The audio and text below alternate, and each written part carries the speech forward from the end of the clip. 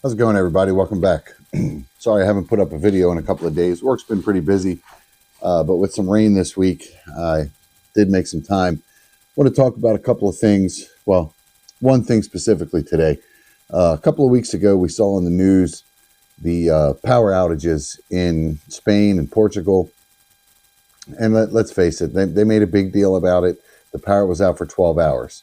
I'm not sure why the coverage, maybe scare tactics. I don't know. It doesn't matter. But I don't know of anyone who hasn't ever experienced a power outage for some reason or another, whether it be a storm or equipment failure. Like I remember years ago, in the area that I lived in at the time, a transformer malfunctioned. From what I heard, the people that were near it said it exploded. They heard it. They didn't see it, but they heard it. It was a big loud bang. They didn't know what it was. The power went out. It was the 90s, I think, maybe early 2000s. So there wasn't as much panic. People didn't rush out to the grocery store or whatever. I mean, maybe some did. I don't know. I didn't. And it was just one of those things. But again, for winter storms or summertime thunderstorms, windstorms, I don't know of anyone that hasn't at least once, if not multiple times in their life, experienced a power outage. It's just one of those things. There's a lot of vital necessities or luxuries, two categories, for when the power does go out, that we have to consider, and we've all been through it. When the power goes out during the day and it's hot out or it's muggy, your air conditioning doesn't work because there's no power. You open the windows or whatever, you deal with it. It's not the end of the world. In the wintertime when the heat doesn't work, you get an extra blanket or you put on a sweatshirt.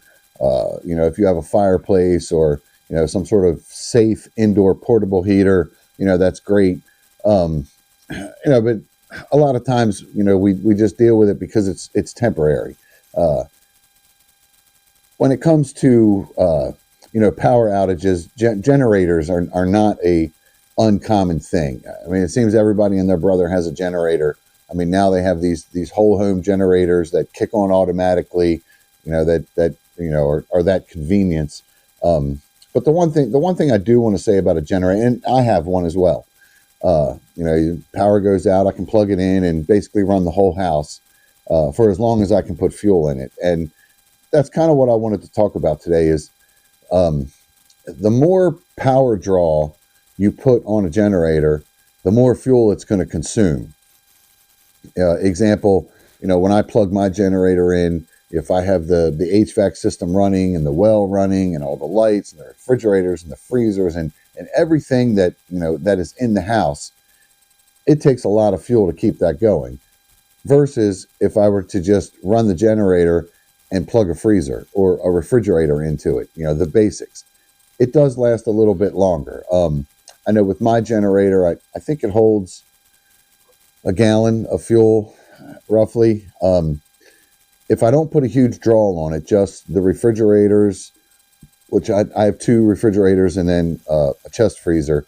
If I just isolate those three items and then maybe one circuit in my board of lights, maybe hallway light or kitchen light, just if there's an emergency and you have to turn it on at night, it's convenient to have, at least a couple of lights, but it's not an absolute necessity unless you have to move around at night.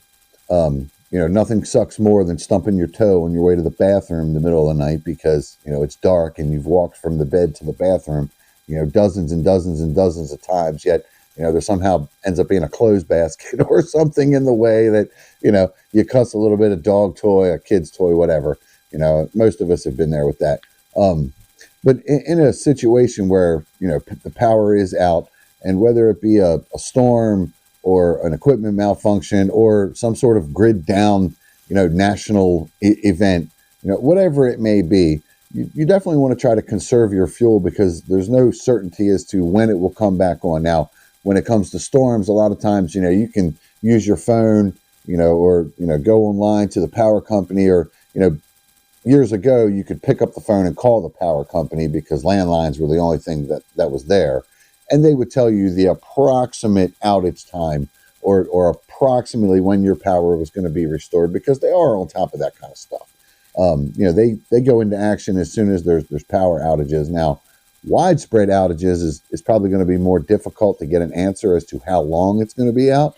But whether it's just out for, a few hours or half a day, like in Spain or France and Portugal, or Spain and Portugal, or wherever it was, or a combination of the three. I don't know all the details. I didn't dive that deep into it. Or it's a longer power outage, like in North Carolina after the hurricane. That storm caused widespread, for the region, power outages that were pretty long term. In fact, I'm pretty sure not everyone even has power back yet, but they worked on it to get it going.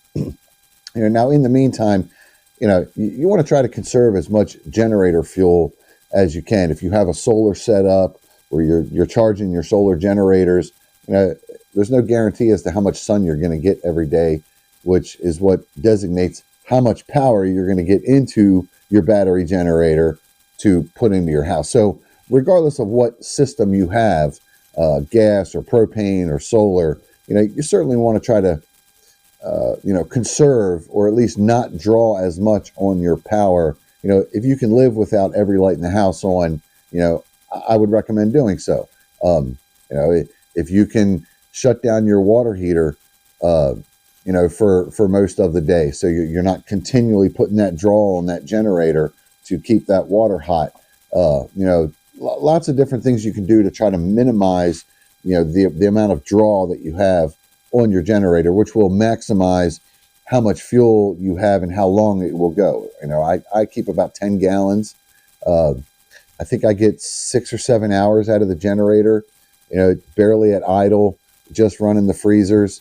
10 gallons would, last me a few days, a week, maybe a week and a half. I've never had to go that long, with it, but it is there. It is a convenience. But when it comes to like moving around at night, I'm not going to fire the generator up just so I can turn a bunch of lights on. That's kind of a waste of power. And even with the refrigerators and the freezers, I don't run it constantly because they hold their cold. You don't open them. I usually put something in front, or I tape the door closed and just lock everybody out of access to the refrigerator so I can contain that cold as long as possible. If something is needed from the refrigerator, then I personally do it. I get in, get out. I don't stand there with the door open wondering, Yeah, and it's a common thing. It's a habit people have gotten into because we've had that luxury, of that constant electrical feed, that powers everything in our lives. And my family's pretty used to it. That when the power goes out, don't go in the fridge. But when it comes to light, I make sure that everyone, if we have to move around at night, get up and use the bathroom, or the dog is barking, you have to go check to see what the dog is barking at. I keep an assortment of light sources, which I realized once I started getting them all together here that I don't really have anything rechargeable. And then it got me to thinking I'm not a big fan of rechargeable items. Maybe I'm old school. I have, small bins. I don't have one of those battery buddies. They're pretty cool. I wouldn't be against having one, but it's not something that I've, gone out of my way to go get that, organizes all the batteries. I have, plastic bins with lids full of batteries, still in the packages. So I have AAAs and AA's and whatever the, C's and D's and 9 volts. And then the CR123s, or, the little coin batteries. And I have a bunch, an assortment of batteries for, the different stuff that I have.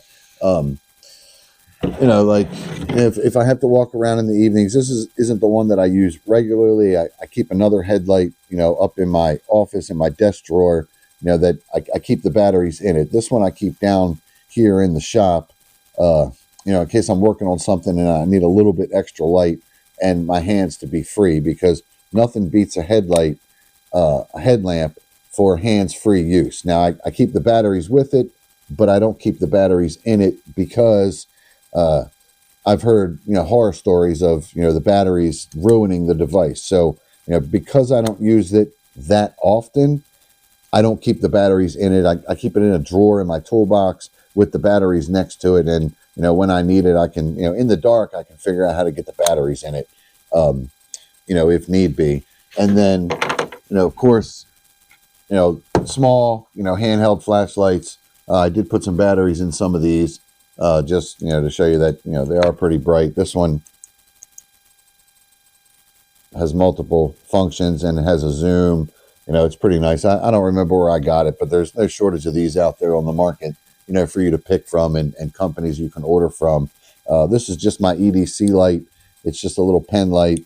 I keep it, as part of my EDC. It stays in my pocket, pretty much all the time. And you never really realize how convenient a flashlight is until you actually start carrying one, because I never carried one before. And I've heard this before from the Sensible Prepper. When he first started carrying a flashlight, he didn't realize how convenient it is to have that flashlight until he actually had it. And I feel the same way. I didn't realize how convenient it was until I had it on me every day. And literally, I think I use it at least once a day. And then there's these. I think I got these at Harbor Freight, but I've seen these in other places. I didn't put batteries in this one. I have 4 or 5 of these that I keep in my camping gear, when I go car camping, because, they stay in a bin and it's easy to load in the truck. But, basically it's just a lantern. You open it just by doing that and it comes on automatically. And, you can hang it up the little hook at the top of the tent. I have a clip, a carabiner clip, normally on some of them, where I can hang it in the tent. This could be one that just kind of sits on the table, by where I eat or whatever. I don't remember, but I know I keep 4 or 5 of these, and they take, just AA batteries. You unscrew the bottom and it takes, AA's, and they last a long time. They're LED. They're extremely bright for what they are.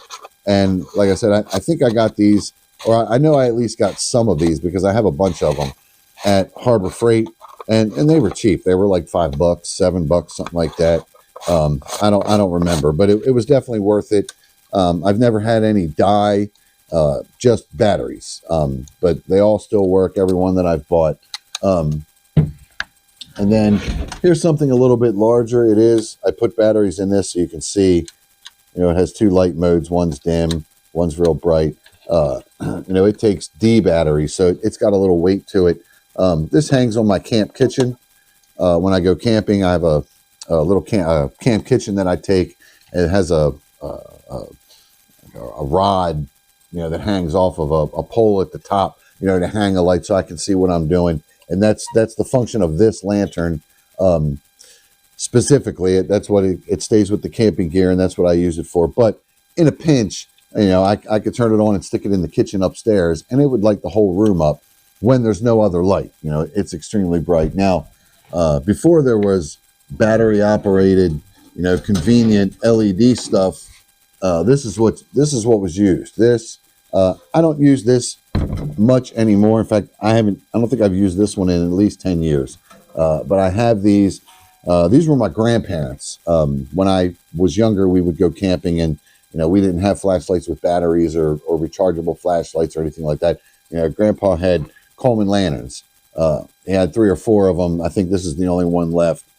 It does have a shield. I don't know if this was something you could buy or something Grandpa made.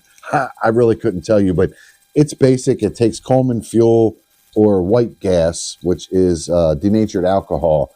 I would stick with the Coleman fuel. I don't know much about it. If you research, I know it's possible to use other fuels other than the Coleman specific lantern fuel, but I would really research that to find out what's safe. I've heard several people use several different terms of what you can put in white gas. What is white gas? Denatured alcohol, but I would stick with the Coleman fuel. It comes in, containers like 1 gallon, and I'm sure smaller or maybe even bigger containers. It's fairly cheap. I think it's less than $20. I have used these in the past. I haven't used this one or any of the ones that I have for several years now, but these I believe are only outdoor. The booties will glow. They're super bright. They have a sound to them, where you can actually hear the fuel burning. They they attract a lot of bugs, but extremely bright. And I don't really remember if when using these, like at the campsite or out on the patio or whatever, I don't know if I've ever actually run one dry as far as how much fuel or how far the fuel goes. Normally I'll run it until it's time to go to bed or whatever, and then I turn it off, and the next day there's still fuel in it. I top it off and I start the process all over again.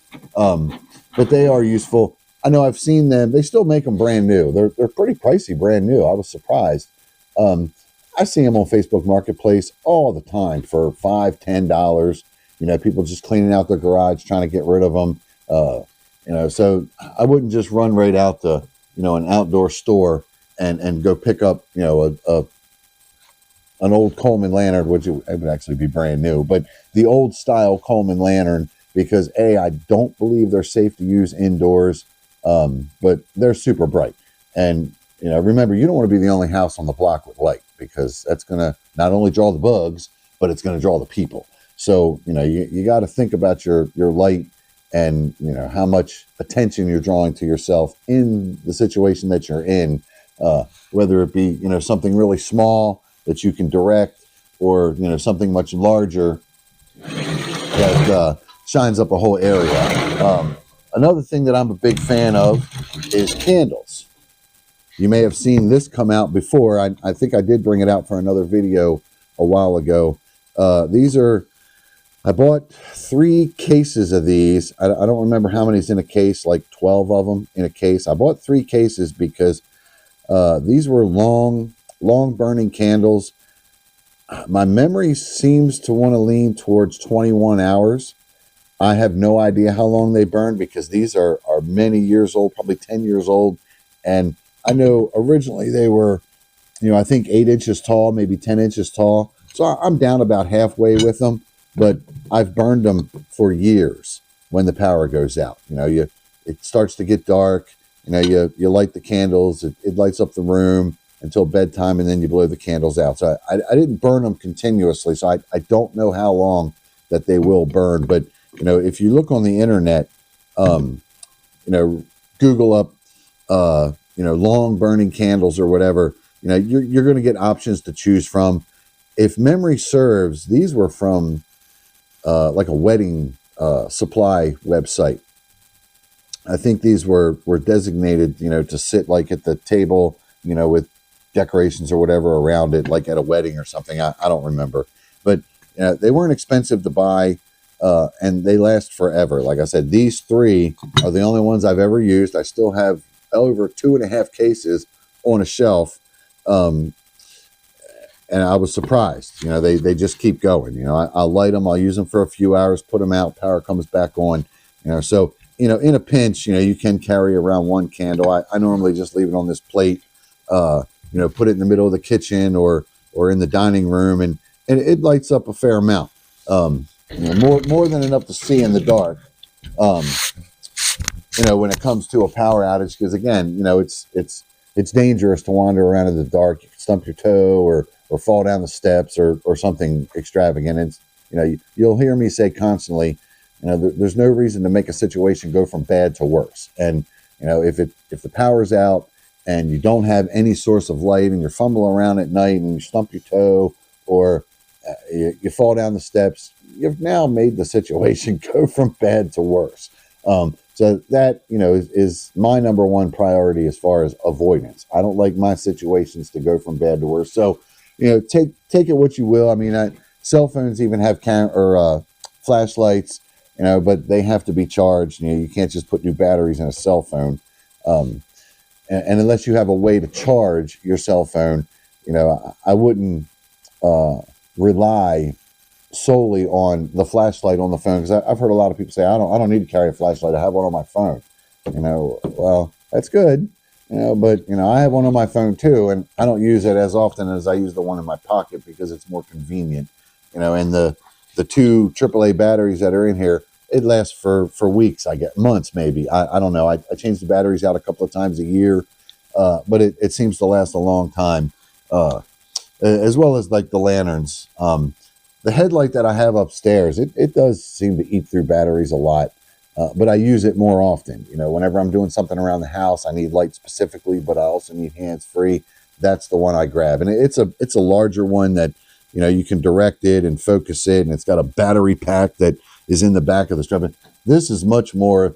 I bought these for backpacking because they're super lightweight. There's nothing to it, and if I'm camping or backpacking, I don't want to carry a lot of weight. I want something that gets the job done and is pretty convenient. Now, this also, that's about it. You can angle it. Once you put it on, you can angle it down to where you don't have to keep your head down the whole time or whatever. So they're convenient. These are Energizer, or these are Ozark brand. So that tells me I got these at Walmart. They were probably on sale. I picked them up, just because they were cheap or on sale or whatever. But it's good to have that kind of stuff around. So I would definitely go through, I would recommend going through your sources of light and having some redundancies, having a larger lantern style, not the outdoor kind, but something you could use indoor, whether it be something like this or something like this, that you can just put in like a central location in your house, and you'd be surprised when there's no light at all. One little centrally located lantern is huge. It lights up a lot more than you think. And when you have multiples of these, they can be carried around easily, or you can keep different rooms lit up. Same with something like this. You put it on the low setting, and I don't think the batteries have ever died on me while using it.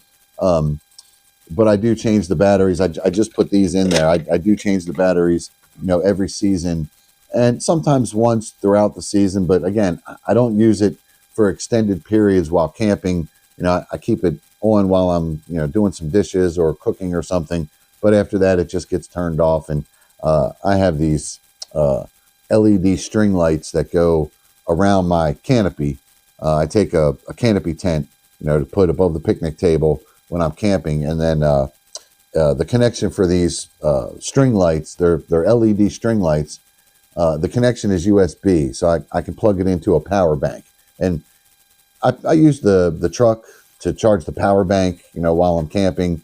But the one charge just for those little lights, I think lasts 2 nights, maybe almost 3. I don't remember. They'd hardly pull any power. They last a long time, and it's just enough light for me to walk around the campsite without constantly turning on a flashlight or something. So there's lots of different options, and I would suggest exploring options before you start going, buying stuff. I need this, I need this, I need this. Explore a few options and really analyze what's going to work best for you, because one lantern in the middle of your studio apartment is probably going to be better than a headlight where you're constantly, this is the only place. A lot of different options, and you always have to choose what works best in your situation. Because buying all this stuff can get expensive. $10 for this, $20 for that. Next thing you know, you're $50, $60 deep in lights that you only use occasionally. You can better spend that money elsewhere on food or water or your cell phone bill. But I would definitely explore different redundancies, or at least different options, and have multiple options. Have a backup to your backup. Remember the rule, 2 is 1 and 1 is none.